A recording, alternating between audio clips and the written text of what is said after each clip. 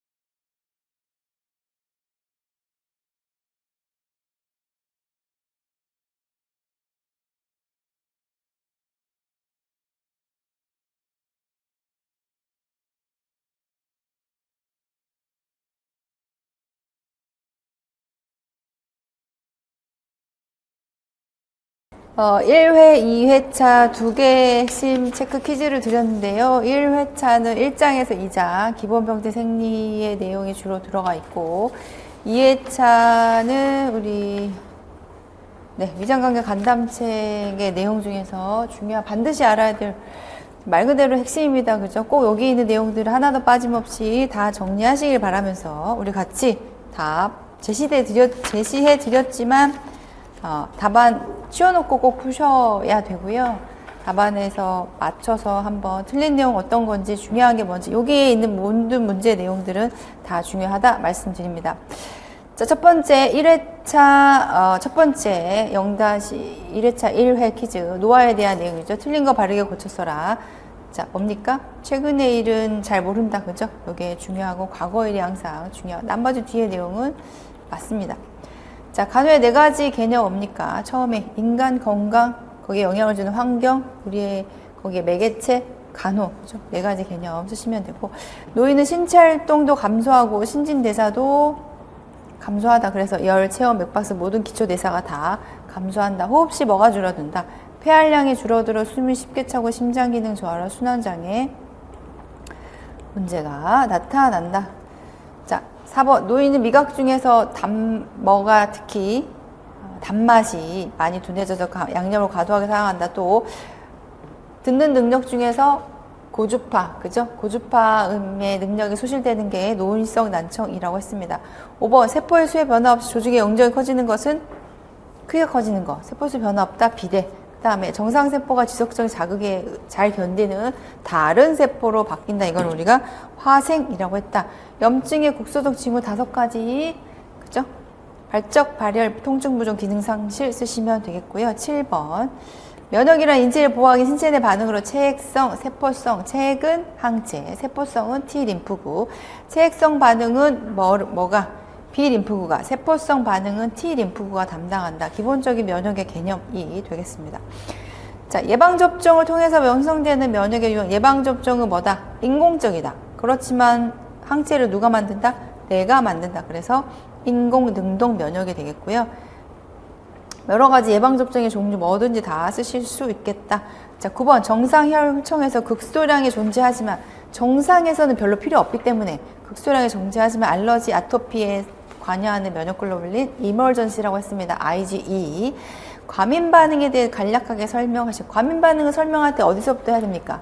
면역 반응이 그죠? 과도하게 많이 일어나서 뭐를 손상시켜요? 조직의 기능을, 정상 기능을 손상시킨다. 조직의 손상이 나타난다. 과민 반응이 면역의 카테고리라는 것을 기억하셔야 되겠다.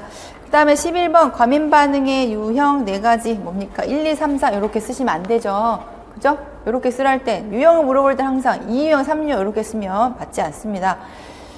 자, 넘버링은 중요하지 않고 여기서는 정확하게 과민 반응의 유형을 기억하시는 게 중요하고 4가지 다 명칭만 쓰시면 되겠다. 아나팔라시스, 세포 독성 혹은 세포가 없어지는 거죠. 용해성. 그 다음에 항원항체 복합체, 즉 면역 복합체라고 쓰시면 되고 3유형. 마지막에 세포 중개성, T림프구가 매개하는 지연형 면역 반응 혹은 세포 중개성 면역 반응. 면역을 폐시라 에이즈의 전파 경로는 체액성 전파이다. 그죠? 요거 다 빈칸 꽝꽝 뚫어서 물어봐도 우리가 쓸 수 있어야겠습니다. 3가지 전파 경로, 성적 접촉, 그 다음에 혈액이나 혈액제제, 오염된 혈액제제 감염이 됐을 때 모체 수직 전파 3가지가 있겠고 시상하부에서 분비되는 시상하부하면 분비되는 거 뭡니까? 압수용체에 반응한다 뭐죠? ADH, 수분의 양을 조절한다 뭐죠? ADH, 항이뇨 호르몬 시상하부에서 분비한다고 그랬으니까 요거밖에 없죠. 시상하부에서 분비하면서 체내 수분량을 조절한다 했으니까. 자, 14번 나트륨의 정상浓도, 칼륨의 정상濃도 이건 아주 기본입니다. 나트륨 140에서 145, 칼륨은 세포 외에서 아주 작은 농도로 정상 신체 기능을 조절한다고 했으니까 3.5에서 5.0, 3.5, 5.0. 자, 입으로 많이 말해보면서 꼭 암기하셔야 될 중요한 수치. 자, 15번 칼륨이 매우 세포 외액에서 중요한 이온이라 했습니다. 이거와 관련된 3가지 조절. 기전 첫 번째 인슐린과의 관련성, 두 번째 알도스테론, 세 번째 산염기 조절 관한 내용을 써주시면 되겠습니다. 자, 16번 신체 내 신경 자극, 골격근과 평활근, 근육의 수축의 자극, 혈액 응고 과정까지 하면 우리 뭐 나와야 돼? 전해질? 칼슘이 나와야 되겠죠? 그래서 이 중요한 칼슘을 관여하는 호르몬이 두 개나 있다고 했습니다. 뭐? PTH하고 칼시토닌, 부갑상샘, 갑상샘에서 각각 분비된다 했고요. 17번 신장의 세뇨관에서는 탄산을 어떻게 합니까? 17번 탄산을 중탄산염과 탄산, 그죠? H2, CO3, 우리 뭐 중요한 식, 성인에서 딱 한 번 나오는 그 중요한 식이 우리 몸에서 끊임없이 일어나는 물질, 수분 전해질의 교환, 산염기 균형의 교환에서 조절해서 매우 중요합니다. 탄산을 중탄산염과 수소이온으로 분류하고 혈액으로 재흡수하고 수소이온을 소변으로 배출한다. 뭐를? 같은 내용이죠. 중탄산염을 써주시면 되겠습니다. 자, 18번 과다호흡, 과도한 운동에 의해서 CO2 배출이 증가하면 뭐가 된다? 알칼리증이 된다. 그죠? 산염기 불균형증. 호흡에 의한 알칼리증이니까 뭐? 호흡성 알칼리증을 발생시킨다. 이에 대한 중재 방법으로는 CO2가 너무 많이 나갔으니까 그 뱉은 CO2를 다시 재흡수, 호기된 공기의 재흡입이라고 써주시면 되겠다. 19번 대사성 산증을 발생시키는 원인 두 가지. 대사성 산증 뭐 여러 가지 있겠습니다만 대표적으로 당뇨병성 DKA, 당뇨성 케톤산증, 뭐 산성물질의 섭취 증가, 과도한 설사에 의한 중탄산염의 소실 이런 것들이 대사성 산증의 중요한 원인이 될 수 있겠습니다. 중탄산염 소실을 꼭 설사와 연결해서 기억하시고, 자 20번 알도스테론 하면 우리 뭐가 생각나야 돼요? 연관에서 칼륨이 항상 연상이 되셔야 됩니다. 칼륨 하면 알도스테론 하면 칼륨. 알도스테론은 원인 신호관에서 뭐를? 칼륨 펌프를 활성화시켜서 나트륨의 재흡수를 증가시키고 뭐에? 칼륨의 배출을 촉진한다. 그래서 알도스테론 뭐라고 그랬어요? 칼륨 이뇨 호르몬이라고 했습니다. 어디서 분비된다? 부신, 피질, 그죠? 계속 연결해서 반복 나올 때마다 칼륨 나온다 그러면 알도스테론 나온다 그러면 칼륨 이뇨 호르몬이다. 계속 반복해서 연상해 주시는 게 이게 반복 학습입니다. 자, 두 번째 2회차 핵심 체크, 위장관계하고 간담체 전체적으로 다 보도록 하겠습니다. 자, 벽세포의 중요한 기능이 있다고 그랬어요. 산성으로 유지하기 위해서 벽세포에서 뭐를 분비하다? 염산, 그죠? 염산. 비타민 B12, 염산, 위상관계, 벽세포와 관련한 중요한 영양소. 벽세포 영양소 하면 비타민 B12, 필수적인 뭐를 분비한다? 네인자도 뻥 뚫릴 수 있고, 비타민 B12도 뻥 뚫릴 수 있고, 벽세포, 비타민 B12, 네인자 얘네는 한 덩어리예요. 한 덩어리로 기억해 주시기 바랍니다. 자, 2번 통증이 있을 때 구토 증상이 발생하는 이유는 뭐라고 그랬습니까? 통증 중추가 구토 중추와 붙어 있기 때문에 비슷한 위치에 있기 때문이다. 자, 3번 위식도 역류성 질환. 강산의 방법적인 노출에 의해 식도의 내벽 상피세포가 변화된 것을 뭐라고 합니까? 발해식도라고 했고, 정기적인 내시경 검사와 조직 검사를 통해서 관리해야 된다. 관찰해야 된다. 왜? 발해식도는 전암 병소이기 때문에, 식도암 병소이기 때문에. 자, 위식도 역류성 질환에서 중재 방법, 비약물적인 치료 방법이니까 뭐 여러 가지 생활 습관이나 식이섭취 등에 대한 내용을 두 가지 4번에 써주시면 되겠다. 자극 음식을 제한한다던가 침대 머리를 올려준다던가 등. 자, 5번 진단명을 쓰는 거죠. 질환명. 목에 뭔가 걸린 느낌이 지속적으로 나타난다. 식도 하부의 3분의 2 지점, 아랫부분 지점의 운동성 손상에 의해서 하부식도 관략근 이완불, 그대로 나왔죠. 뭡니까? 식도 이완 불륜증, 그죠? 관략근 이완 이렇게 쓰시면 안 돼요. 식도 이완 불륜증 진단명도 우리 한 번씩 개념 나올 수 있다. 문제에 나올 수 있습니다. 성인 파트에서. 6번. 자, 위시비지장 질환 약물 중에서 티딘 얘네 뭐라고 그랬어요? H2 수용체 기량제. 약물의 분류를 제시하세요. H2 수용체 기량제. 약물의 효과도 작용 기전도 같이 연결해서 기억해 두셔야 되겠고, 자 7번 소화성 궤양의 원인 중 비스테로이드 엔세이드 항염제로 궤양이 생기는 거 뭐래서 엔세이드하고 뭐 위궤양과의 관련성 뭐로 설명해야 돼요? 여기서 콕수가 반드시 들어가야 되겠죠. 콕수를 어떻게 작용하지 못하게 해서 뭐가 만들어지지 않는다? 프로스타글란딘이 만들어지지 않는다. 그래서 위궤양이 생기는 것이다.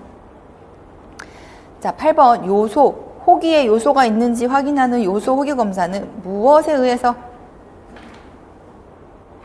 자, 요소가 암모니아와 이산화탄소를 분해를 시킵니다. 누가? 헬리코박터 파이로리 균이죠. 요소 호기 검사는 우리 위에 헬리코박터 균이 있는지 확인하는 검사입니다. 헬리코박터 균에 의해서 요소가 암모니아하고 이산화탄소로 분해돼서 호기로 나오는 거에 방사선 요소를 확인하면 우리가 헬리코박터 감염이 되어 있구나 라고 진단할 수 있다. 요소 호기 검사 명칭도 중요하고 어떻게 하는 검사인지 뭐를 확인하기 위한 검사인지 체크해 두셔야겠다. 자, 9번 땡땡땡은 위 부분 절제술 후에 나타나는 합병증 여러 가지가 있겠지만 일부의 경우는 장기간 나타나고 일시적이기도 하다. 식후 증상이 발생하는 시간에 따라 초기 증후군과 후기 증후군으로 나타난다.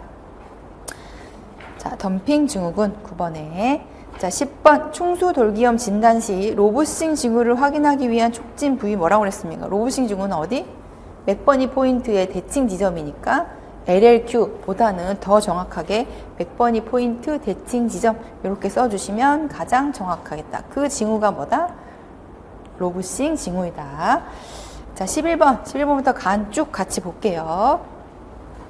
간의 대표적인 세 가지, 일단 여기서는 이 세 가지를 기억하시면 좋다. 일단 뭐를 만들어? 생산, 담즙. 두 번째 뭐 한다? 영양소, 대사 기능. 세 번째 무슨 기능? 간 문맥, 순환 기능. 이 세 가지 기능을 써주셔야 되겠고, 자, 간의 기능을 알아야지 간 질환이 생겼을 때 나타나는 증상을 우리가 이해할 수 있다. 12번 적혈구의 과도한 파괴. 적혈구가 파괴되는 걸 뭐라고 합니까?